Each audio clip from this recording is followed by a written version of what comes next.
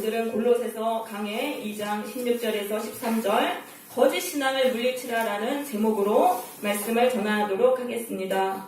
자, 이 앞의 내용에서 바울은요, 예수님만이 구원의 길이심을 설명했습니다. 그 다음에 그러므로라는 단어가 나오는 것입니다. 예수님만이 유일하신 구원의 길이기 때문에 거짓된 신앙을 물리치라는 것입니다. 지금 교회 안으로, 골로새 교회 안으로 다양한 이방 종교적인 거짓 신앙들이 들어왔어요. 그것을 물리치라는 말씀인데요. 첫 번째로 유대 율법주의를 경계하라는 말씀을 하는 것입니다. 16절 먹고 마시는 것과 절개나 초하루나 안식일을 이유로 누구든지 너희를 비판하지 못하게 하라. 자, 레위기 11장에 보면 하나님이 먹을 수 있는 음식을 규정하셨어요. 그러니까 그거를 그 유태인들이 지금 먹을 수 있는 그 음식을 코셔라고 합니다. 그 이슬람 음식을 할랄이라고 하는데 유대교의 음식은 코셔라 그래요. 근데 지금도 지켜요. 그러면 그 11장에 나타나는 그 음식법에 의하면은 육류는 발굽이 갈라지고 대세김질을 하는 것만 먹을 수 있어요. 근데 돼지는 대세김질을 못하니까 이걸 먹지 않아요. 또 어류는 비늘과 지느러미가 달린 것만 먹습니다. 그래서 새우나 오징어 같은 거를 유대인들은 안 먹어요. 그리고 고기는 완전히 피를 뺀 후에 먹고 또 우유와 유제품과 육류를 동시에 안 먹습니다. 최소한 6시간의 간격을 두고 이렇게 먹게 됩니다. 유대인들 지금도 이거를 지키는데, 철저하게 지키는데 그 당시에도 음식법을 열심히 지켰어요. 그리고 구약의 그 율법에 나타난 여러 가지 절기들을 지켰던 거예요. 그리고 나서 이 사람들이 교회로 들어와가지고 이거 지켜야 된다. 예수를 믿어야 되지만 이것들도 다 지켜야 된다라고 그렇게 말했던 거예요. 근데 그럴 필요가 없다는 거예요. 그것들은 장래일의 그림자이나 몸은 그리스도의 것이니라. 이 구약의 율법은 장래에 오실 예수님에 대한 그림자라는 거예요. 그리고 몸이라는 건 실체. 그 구약 율법의 실체는 예수님이시기 때문에 그걸 지킬 필요가 없다라는 그런 말을 하는 것입니다. 그래서 지금 이 유대 율법주의를 아직도 지키는 사람들이 많이 있습니다. 안식교에서는 고기를 먹지 말아야 된다. 구원받으려면 고기 먹지 말아야 된다. 토요일을 안식일로 지켜야 된다. 이렇게 가르치고요. 또 여호와 증인, 피를 먹지 말아야 된다. 또 하나님의 교회 같은 곳에서는 유월절을 지켜야 된다. 유월절 안 지키면 구원 못 받는다. 이런 식으로 가르치고 있습니다. 자, 그런데 그 일반 그 교회 안에서도 이 유대 율법주의 이런 것들이 남아 있습니다. 나의 종교적인 행위로 하나님께 구원을 받으려고 하는 것입니다. 그러니까 주일 성수 칼같이 하고 11조 드리고 모든 그 예배에 다 참석하고 이런 나의 종교적인 행위로 하나님께 구원을 받으려는 이것이 바로 유대 율법주의인 것입니다. 그럼 그건 예수를 믿는 거하고 다른 것입니다. 기독교는 뭐냐 하면은 예수님의 말씀에 순종해서 죄와 싸우고 마귀와 싸우는 것입니다. 그렇게 해서 예수님의 능력으로 마귀 권세를 이기고 구원받는 게 기독교예요. 그런데 이거는 유대 율법주의, 나의 종교적인 행위로 이것을 하나님께 구원받으려고 하는 것은 이거는 예수님을 믿는 거하고 다르다는 것이죠. 그러니까 거기에만 열심히 하고 예수님의 말씀에 순종하는 것, 죄와 싸우는 거는 별로 그렇게 관심을 두지 않고 나의 종교적인 행위로 구원받으려고 하는 것이 유대 율법주의. 현재 교회 다니는 성도들이 여기에 많이 빠지게 됩니다. 그런데 이 유대 율법주의에 빠지면은요, 이게 바리새인들처럼 되는 거예요. 바리새인들이 어떻습니까? 자기의 의를 강조하면서 자기의 그 의를 내세우면서 다른 사람을 정죄했습니다. 그리고 자기가 신앙이 좋은 척 위선을 했어요. 그러니까 이 유대 율법주의를 따르면 바리새인들하고 똑같이 되는 거예요. 그 교회 안에서 유대교를 섬기게 되는 거죠. 그러면서 예수님이 가장 싫어하신 자들이 바로 바리새인이었던 것입니다. 바리새인들은 위선에 빠지고 교만에 빠졌어요. 그래서 지옥 자식이 되는 거예요. 하나님을 섬겼지만은. 우리는 이 유대 율법주의에 따르면 안 돼요. 예수님의 말씀에 순종하기 위해서 우리가 교회에 다니고 주일 성수나 11조를 드리고 이것도 다 예수님의 말씀에 순종하기 위해서 하는 거거든요. 그래서 우리가 여기에 빠지면 안 되는 거고. 18절에서부터 신비주의를 경계하라. 신비주의는 영적인 체험을 추구하는 것을 경계하다는 말씀입니다. 18절에 보면은 꾸며낸 겸손과 천사숭배라는 말이 나옵니다. 이 천사숭배가 꾸며낸 겸손이에요. 인간이 하나님을 직접 경배하는 건 교만한 거라는 거예요. 그러니까 천사를 숭배해야 된다. 이것이 바로 천사 숭배자들이 말한 것이었습니다. 꾸며낸 겸손이라는 건 뭐냐면 겸손을 가장했다는 거예요. 그러니까 사탄은 항상 항상 광명의 천사를 위장하는 거예요. 사람들을 속일 때 선한 것으로 가장해가지고 그 진리를 떠나게 한다는 것이죠. 그렇잖아요. 굉장히 겸손한 것 같잖아요. 천사를 숭배한다는 거. 근데 그렇게 해서 진리를 떠나게 만드는 것이 바로 사탄의 역사인 것입니다. 그래서 이 천사 숭배라는 것은 영적인 존재를 숭배하는 것이고 영적인 체험을 추구하는 자들입니다. 자, 이러한 자들은 그가 본 것에 의지해서 뭔가 체험을 하긴 했어요. 영적인 체험을 했는데 그거를 그 육신의 생각을 따라 과장했다. 별것도 아닌데 엄청나게 의미를 부여해서 막 하나님의 엄청난 계시를 준 것처럼 그렇게 과장을 했다는 거예요. 그러면서 자기가 이 체험한 이 체험, 영적 체험이 절대적인 것이 되어가지고 거기를 하면서 머리를 붙들지 않았다. 예수님을 떠났다는 말씀입니다. 머리라는 거는 예수님이십니다. 그래서 머리를 붙든다는 건 뭐냐면은 머리는 통치거든요. 예수님의 통치에 순종하는 신앙인데 예수님의 말씀에 순종하는 신앙은 다 떠나고 이제는 영적 체험만 추구했다는 그런 말씀입니다. 그래서 이렇게 영적 체험에 빠지면은 이게 바로 머리를 붙들지 않으면 어떻게 됩니까? 몸이 머리랑 떨어지면은 이 머리로부터 다 이렇게 머리랑 붙어야지 몸이 자랍니다. 근데 이제 신앙이 자라지 않는 거예요. 예수님과 떠나가지고 영적 체험을 추구하는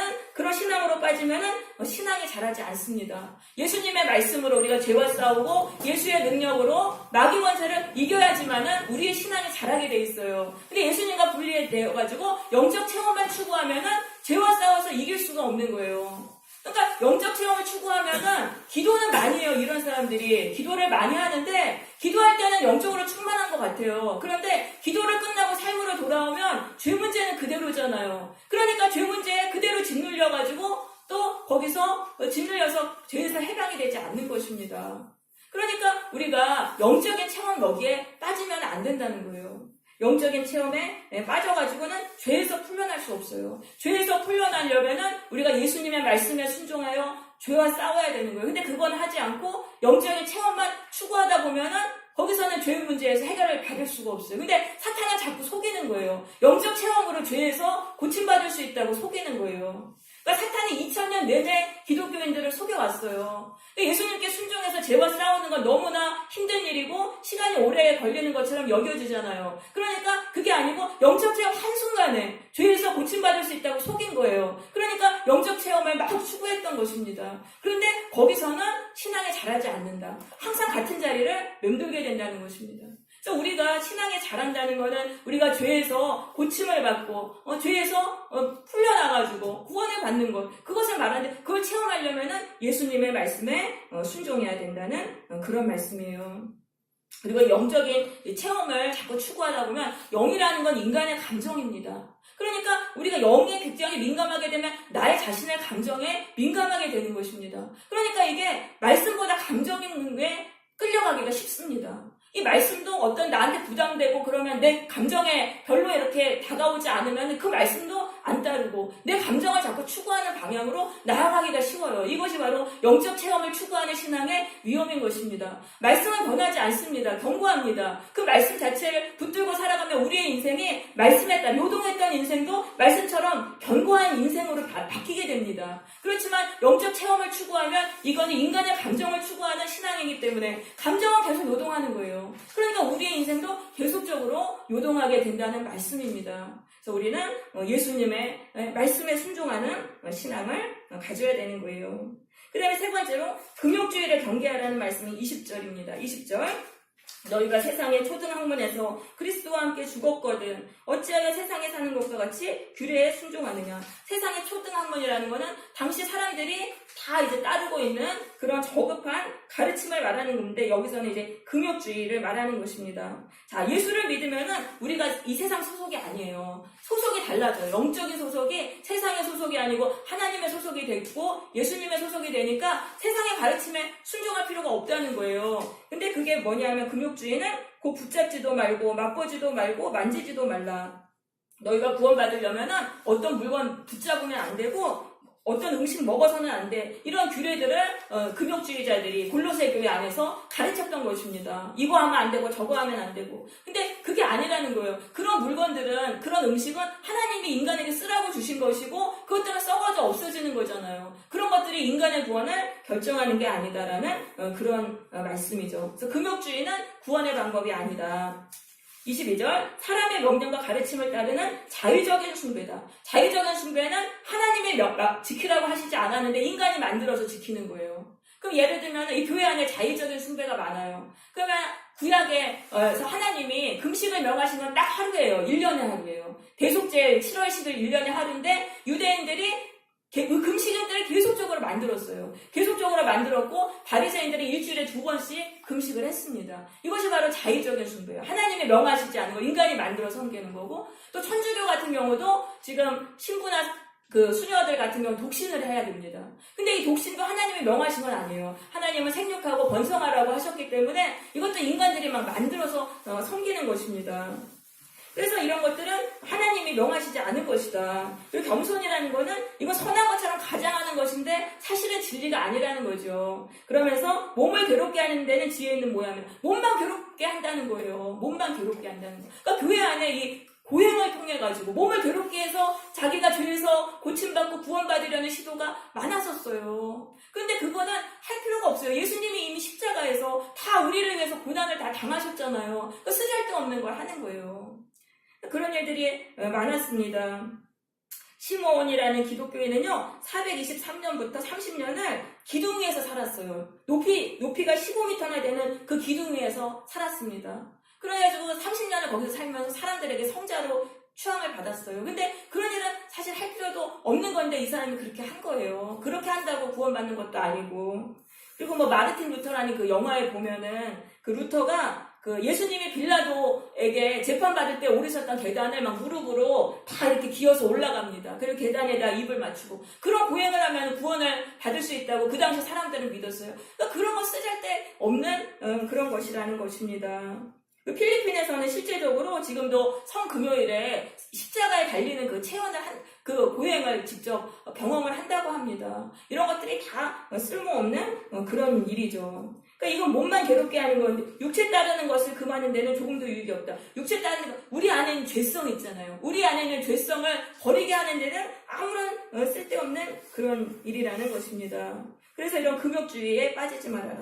지금 바울이 골로새 교회 교인들에게 경계하라고 한 것이 뭐예요? 지금 율법주의, 또 뭐예요? 신비주의, 그 다음에 금욕주의, 이런 것들이 지금 교회 안에 다 들어와 있어요. 그렇게 해가지고 성도들을 예수님을 떠나게 하는 거예요. 이런 데 한번 빠져버리면은 예수님의 말씀에 절대 순종하지 않아요. 그거는 이제 구원의 길이 아니고 여기에 미혹돼서 여기를 자꾸 추구하게 됩니다. 교회를 다니면서도. 그러면은 우리가 예수님의 말씀에 순종해서 죄와 싸워야 돼요. 죄가 우리의 삶을 파괴합니다. 내가 짓는 죄는 점점 커져요. 그 죄에 마귀가 달라붙고 저주가 달라붙어서 우리의 인생이 고통의 인생이 되는데, 그럼 예수님과 순종해서 예수님 말씀에 순종해서 죄와 싸워야 되는데 그건 안 하고 엉뚱한 거 하는 거예요. 율법주의 따르고 신비주의, 영적 체험 추구하고 여기서 금욕주의하고 이렇게 하다 보니까 죄 문제는 점점 커지잖아요. 그러니까 그 죄에 대한 심판을 내가 받는 것입니다.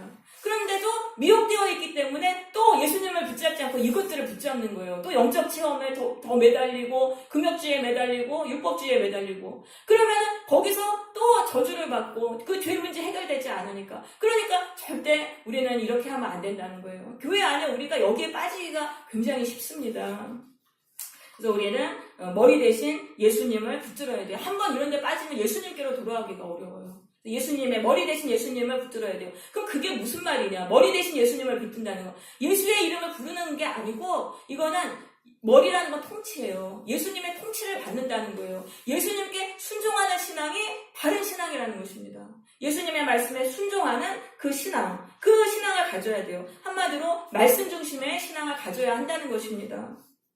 예수님은 말씀이 육신이 되신 분이십니다. 예수님을 믿는다는 것은 말씀을 붙드는 것입니다. 그래서 우리는 예배를 이렇게 왔어요. 왔을 때 이 말씀을 받아가야 돼요. 예수님이 나에게 주시는 그 말씀을 받기 위해 집중하고 그 말씀에 절대적으로 순종해야 되는 것입니다. 말씀을 이렇게 듣고 이쪽으로 흘려버리고 내 마음대로 살아가고 이렇게 되면 구원을 받을 수가 없는 거예요. 두 번째로 죄와 싸워야 한다는 것입니다. 예수님의 말씀은 죄와 싸우라는 거예요. 왜냐하면 죄가 우리의 인생을 파괴하는 거예요. 죄에 마귀가 달라붙고 저주가 붙어서 우리의 인생을 파괴되니까 예수님 우리에게 죄와 싸우라고 명하세요. 그래서 이제 죄와 싸워야 되는데 그 죄는 나의 죄도 있고 내 주변 사람의 죄도 있어요. 그거와 다 싸워야 되는 거예요. 내 죄하고도 싸워야 되고 내 주변 사람하고의 죄하고도 싸워야 돼요. 기도로 그 악한 권세를 누르고 내 죄는 회개하고 이런 식으로 죄와 싸워야 돼요. 그래서 우리는 죄 문제에 집중해야 되는 것입니다. 죄 문제에 집중해야 된다. 먹고 사는 문제, 취업 문제, 환경의 문제 이런 것에서 벗어나서 죄 문제, 영적인 문제로 들어가야 된다는 말씀입니다. 예수님이 마가복음 8장에서요. 배를 타고 제자들을 데리고 배를 타고 벳세다로 가셨어요. 그러면서 제자들한테 말씀하셨어요. 바리새인들의 누룩을 조심하라. 그렇게 말씀하셨는데 이거는 죄 문제, 바리새인들의 위선을 조심하라고 죄 문제를 말씀하셨는데 제자들은 그걸 못 알아듣고 아직도 떡 문제, 우리가 떡을 안 갖고 왔나? 그러면서 먹고 사는 문제에만 집중했던 것입니다. 그러니까 예수님이 뭐라고 말씀하세요? 어쩜 그렇게 깨닫지 못하냐? 어쩜 그렇게 둔하냐? 그러니까 예수님은 우리가 이 죄 문제에 집중하길 원하시는 거예요. 먹고 사는 문제, 환경의 문제, 거기를 벗어나서 죄 문제에 집중하기를 원하시는 것입니다. 그래서 우리가 간절히 기도해야 돼요. 예수님, 내 인생을 파괴하는 죄가 무엇입니까? 나를 묶고 있는 죄가 무엇입니까? 나의 죄일 있을 수도 있고 내 주변 사람의 죄일 수도 있어요. 그럼 기도하면 예수님이 보여주세요. 그럼 그 죄의 권세와 싸우기 위해서 우리는 간절히 기도하고 순종해야 되는 거예요. 자, 그래서 이 죄에서 우리가 죄와 싸워야 한다는 것입니다. 자, 세 번째로 교회 생활을 인내해야 한다는 것입니다. 교회 생활을 인내해야 된다. 교회는요, 예수님의 통치를 받는 공동체예요. 그래서 머리 대신 예수님을 붙들려면 교회 생활을 꼭 해야 돼요. 근데 이 교회 생활이 쉽지가 않아요. 교회 생활에서 다른 사람들하고 막 갈등하고 부딪혀요. 근데 하나님이 그렇게 해서 우리를 연단하시는 거예요. 하나님은 교회라는 공동체에 사람들을 모아놓고 그 안에서 또 갈등도 하게 하시고 이렇게 하면서 서로를 연단하시는 그런 것입니다. 그래서 이 교회 생활을 우리가 참아야 돼요. 예수님의 통치를 받으려면은 이 돌과 돌이 서로 모난 부분이 부딪히면서 둥그러지지 않습니까? 그래서 이 교회에서 주시는 이 연단을 감사함으로 우리가 받아야 되는 것입니다. 그래서 우리가 참 이게 고통스럽죠. 우리 안에 죄에서 고침받는다는 게 쉬운 건 아니에요. 옷이 깨끗하게 되려면 세탁기에 넣어가지고 막 돌려야 되고 또 그 뜨거운 다리미로 그 구겨진 걸 다 펴야 되지 않습니까? 근데 하나님이 우리를 그렇게 하시는 것입니다.